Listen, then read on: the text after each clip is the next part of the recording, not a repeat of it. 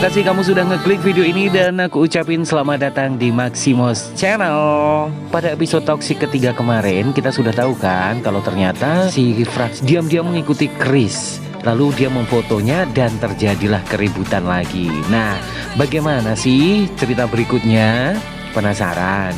Ya udah, langsung aja kita simak episode toksik keempat.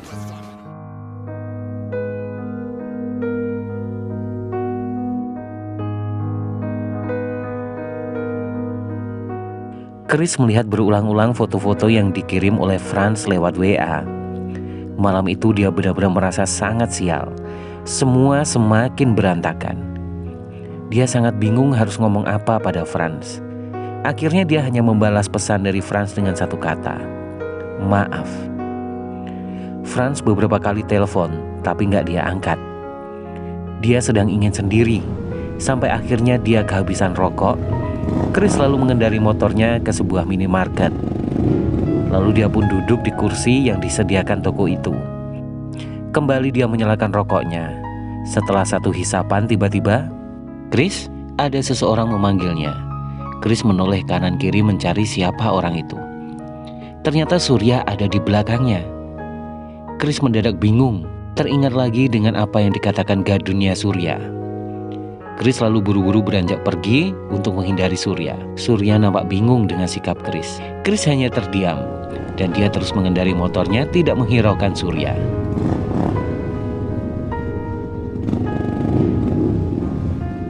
Sesampainya di rumah, dia hanya bisa terdiam bersandar di dinding kamarnya.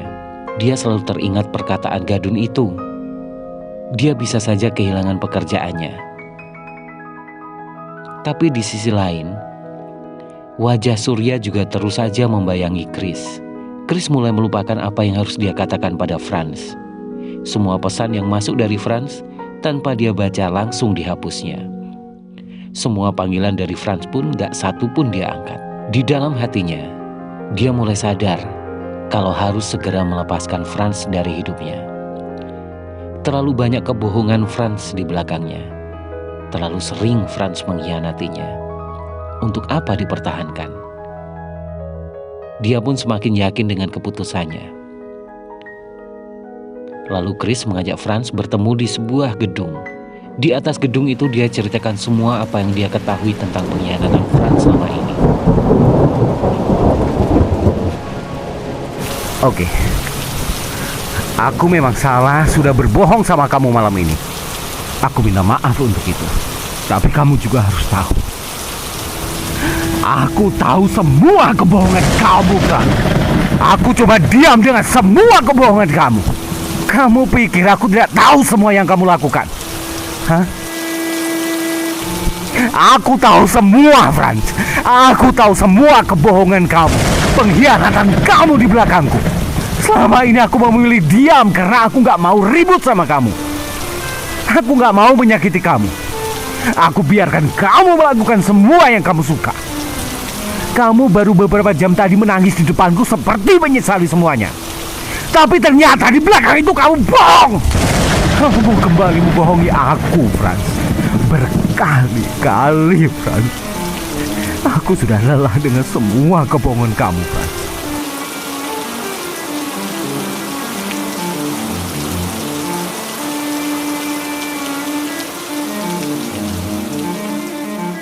Franz hanya terdiam melihat kemarahan Chris.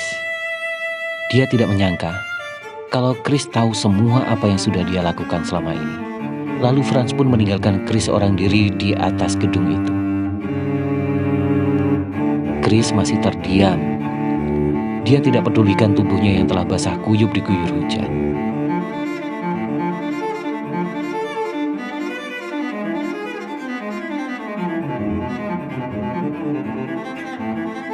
Keesokan harinya, Chris mendapatkan kabar buruk dari pekerjaannya.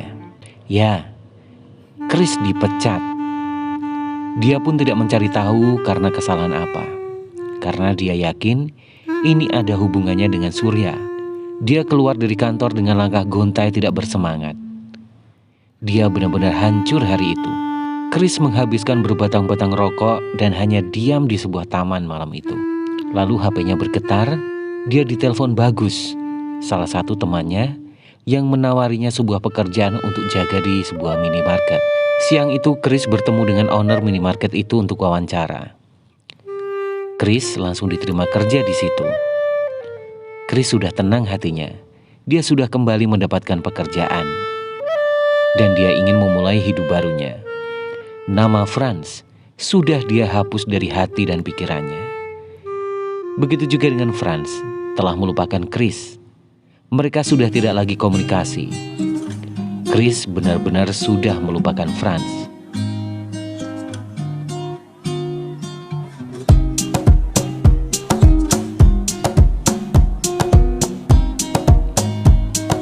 Pada suatu kesempatan, Chris dan Bagus janjian untuk bertemu di restoran cepat saji.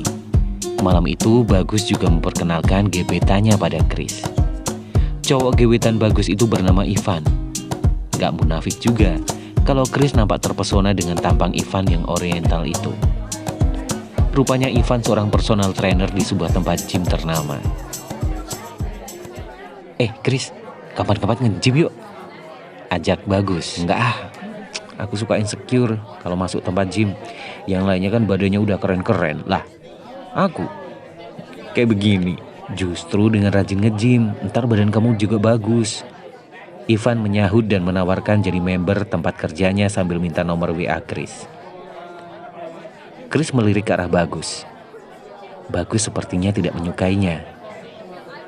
Chris jadi serba salah. Tapi Ivan mendesak meminta nomor WA Chris. Ya lu minta aja lah sama Bagus. Aku gak hafal nomor aku sih. Habisnya ini lagian HP ku juga lowbat. Sorry ya. Kamu minta aja nanti sama si Bagus ya. Chris melempar pilihan sulit itu pada Bagus. Suasana jadi sedikit awkward. Ya udah, entar lah, gampang lah soal nomor. Yang penting kita makan aja dulu ya, sahut Bagus lalu mengalihkan topik obrolan.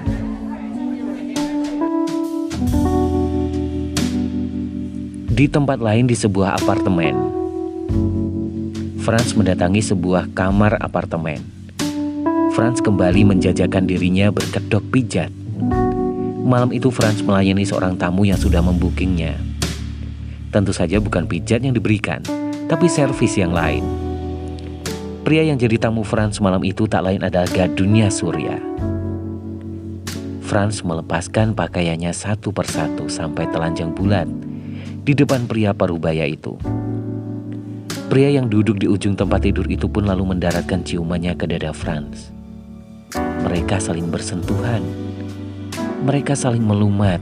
Franz memberikan servis terbaiknya untuk pria itu. Lalu diambilnya kondom di atas meja. Dan Om Yudi mendapatkan serangan bertubi-tubi dari Franz. Dia terus melenguh menikmati kejutan Franz yang liar. Keringat pun membanjiri tubuh mereka sampai akhirnya Franz mendesah panjang dan tumbang. Mereka telah sampai di puncaknya permainan. Tak berapa lama, pintu apartemen itu diketuk seseorang dengan nada tidak sabar.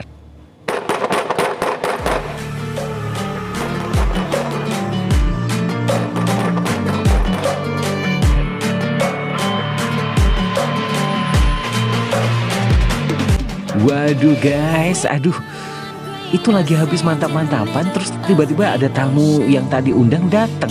Kira-kira siapa ya yang ngetuk itu? Penasaran? Ya udah, tunggu kelanjutan Toxic berikutnya episode 5. Terima kasih buat semuanya. Sampai ketemu lagi ya.